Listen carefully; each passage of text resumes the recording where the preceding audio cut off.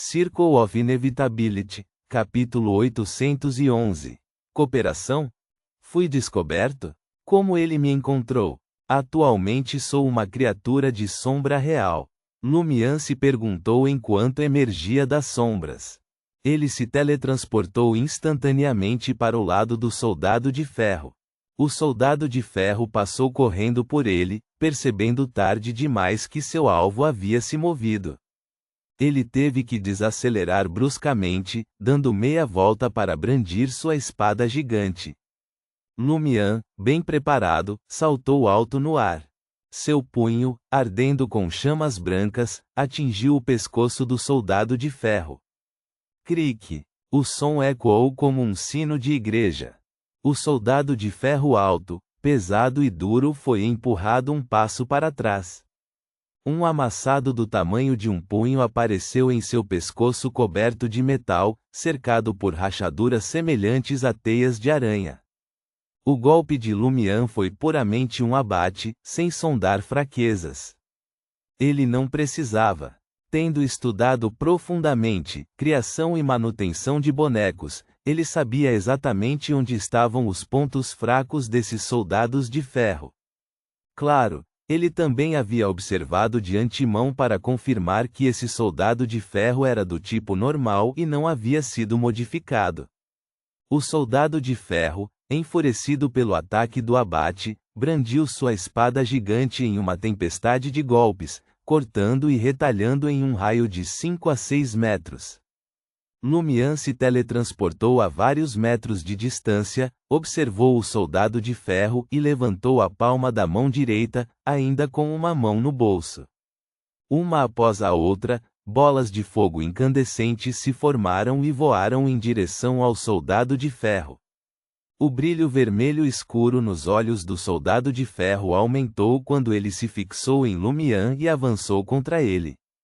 Estrondo!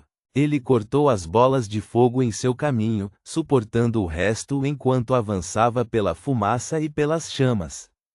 Quase simultaneamente, Lumian desapareceu de vista novamente. Lumian reapareceu no ombro do soldado, meio agachado, e desferiu um poderoso soco no amassado anterior. Fuá! Chamas incandescentes irromperam de seu punho. Tink! O som era como um martelo batendo em um grande sino. A figura de Lumian desapareceu rapidamente, desviando da mão esquerda do soldado de ferro enquanto ele soltava sua espada gigante para agarrá-lo. Um momento depois, o amassado no pescoço do soldado de ferro se quebrou completamente. As rachaduras se espalharam rapidamente para sua cabeça e corpo. O soldado de ferro cambaleou para a frente, seus fragmentos de metal caindo pedaço por pedaço, como uma chuva de ferro. A figura de Lumian rapidamente se delineou não muito longe. Ele zombou e disse: "Você não aprendeu com a última vez? Cometendo o mesmo erro de novo. Ah, esqueci, você não tem cérebro." Quando Lumian terminou de falar, o soldado de ferro desabou em uma pilha de escombros de metal. Lumian então voltou sua atenção para o outro lado da companhia agrícola Dades. O soldado de ferro restante queimava silenciosamente com chamas negras, movendo-se mais lentamente e acumulando mais ferrugem. Clang! Ele caiu no chão, imóvel, perdendo sua aura opressiva. Julie, usando uma camisola de algodão com um toque de primavera, estava parada preguiçosamente ao lado dele. Ela observou enquanto o soldado de ferro rapidamente encolhia de volta ao tamanho de um brinquedo de criança. Os fragmentos de metal perto de Lumian também estavam encolhendo, logo reduzidos a meros restos. Julie olhou para ele, sorrindo graciosamente. "Chefe, você é ainda mais impressionante do que eu imaginava. Elogie-me o quanto quiser, mas por que ficar olhando para minha virilha?" Lumian zombou: "Você também não é nada mal." Julie piscou e disse: "Mas por que você não olha para mim quando fala?" "Porque você não tem nada aí embaixo", respondeu Lumian, ignorando Julie e indo em direção à companhia agrícola de Dades. A expressão de Julie ficou sombria, seu rosto tremeluziu à luz do fogo. Depois de alguns segundos, ela murmurou entre os dentes: logo você também não terá mais nada. Nesse momento, Lumian já havia chegado ao prédio semidestruído e começou a inspecionar os vestígios da batalha. Explosões, altas temperaturas, fogo, ataques atingindo diretamente estruturas importantes. Definitivamente uma batalha entre caçadores. Vários ferimentos, mais de um, mas todos os vestígios de sangue queimados. Lumian rapidamente circulou o local da explosão, descobrindo vários cadáveres. Alguns eram comuns, como funcionários do turno da noite pegos na explosão, sufocados pela fumaça, queimados pelas chamas ou esmagados pelos destroços. Outros foram mutilados, reduzidos a pedaços de carne ou desmembrados como se violentamente dilacerados. Lumian notou um cadáver com a cabeça quase intacta, uma leve marca vermelha na testa e algo se contorcendo sob a pele, tentando emergir. Eu vi uma marca parecida na testa de Gujan. Então, a Ordem da Cruz de Ferro e Sangue está de fato tentando assassinar Vanak. Com o Albus Médici se juntando a eles, eles se tornaram ousados o suficiente para eliminar potenciais rivais e desordeiros. Mas parece que eles falharam. Vanak é formidável, enfrentando um ataque da Ordem da Cruz de Ferro e Sangue, possivelmente com Albus e Gujan presentes, mas ainda assim conseguindo contra-atacar e escapar. A Ordem da Cruz de Ferro e Sangue está realmente cooperando com Albus Médici? Eles realmente acreditam nesse descendente de Médici? Gujan não sabe o que o nome Médici representa? Eles sabem, mas pretendem usar Albus Médici, uma colaboração cheia de conspirações mútuas? Enquanto esses pensamentos passavam pela mente de Lumian, Julie se aproximou e parou ao lado dele. Você descobriu alguma coisa? Perguntou Julie. Lumian riu. Eu não deveria estar perguntando isso a vocês? Vocês, demônias, são boas em adivinhação, diferente de mim. A expressão de Julie voltou ao normal, seus olhos brilharam quando ela disse: eu tentei, mas não consegui nada. Alguns deles podem estar carregando itens de alta classificação. Antes que Lumian pudesse responder, ela olhou para seu chefe e disse: parece que o Albus de quem você está desconfiado formou uma aliança com o grupo de Gujan. Lumian assentiu e acrescentou: eles provavelmente estão tentando eliminar Vanak.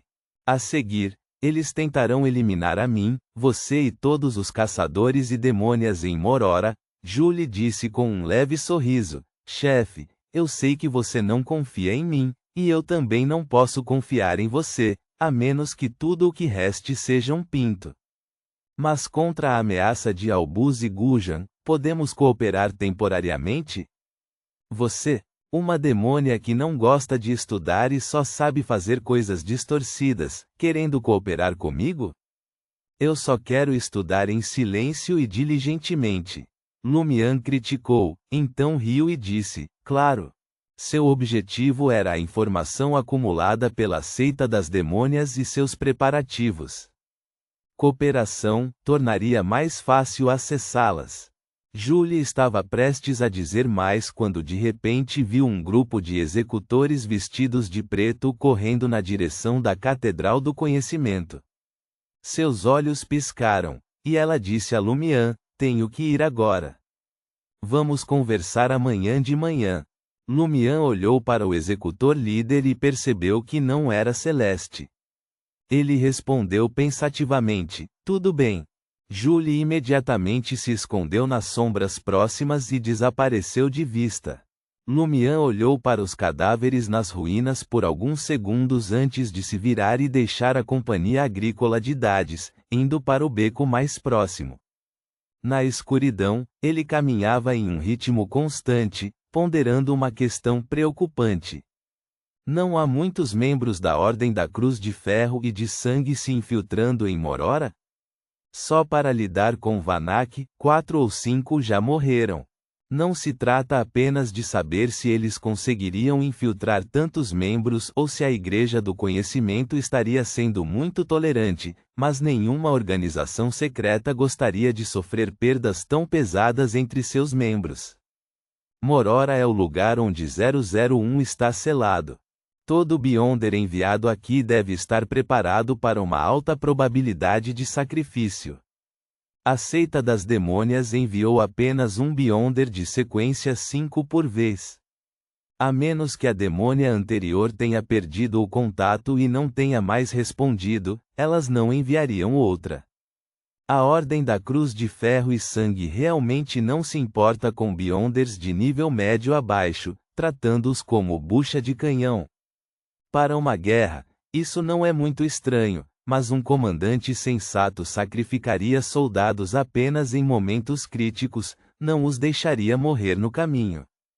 O Gujan desenvolveu um grande número de novos caçadores em Morora. Lumian de repente pensou em Gujan, na marca sangrenta na testa daquele cadáver, na estátua de pedra e na lamparina a óleo nas profundezas da névoa subterrânea. Os verdadeiros membros da Ordem da Cruz de Ferro e Sangue são apenas Gujan e alguns outros, enquanto o resto é produzido em massa através de um ritual secreto especial. Enquanto ele pensava nisso, Lumian sorriu.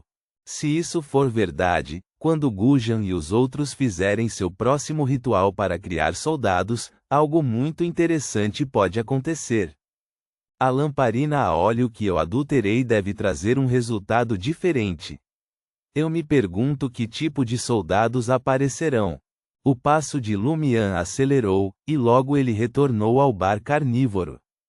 Ele sentou-se em sua mesa, formando uma bola de fogo incandescente para servir como uma lâmpada a gás. Ele queria terminar de ler Exemplos de Construção de Mausoléus, para poder fazer o exame na Catedral do Conhecimento amanhã de manhã e pegar mais livros emprestados. Tomara que nada interrompa meus estudos novamente, Lumian murmurou enquanto se aprofundava na leitura. Em meio ao som ocasional de páginas sendo viradas, ele de repente virou a cabeça, seu olhar penetrante focado no espelho do quarto. A superfície do espelho ondulou, revelando uma figura com olhos negros como ferro, cabelos ruivos brilhantes e um rosto esculpido. Vanak? O mesmo Vanak que foi atacado antes? Lumian estreitou os olhos levemente, esperando a figura falar. A figura de Vanak balançava levemente, como se afetada pelas ondas da água. Ele perguntou com uma voz profunda: Você quer matar Gujan e Albus Médici? Ponto.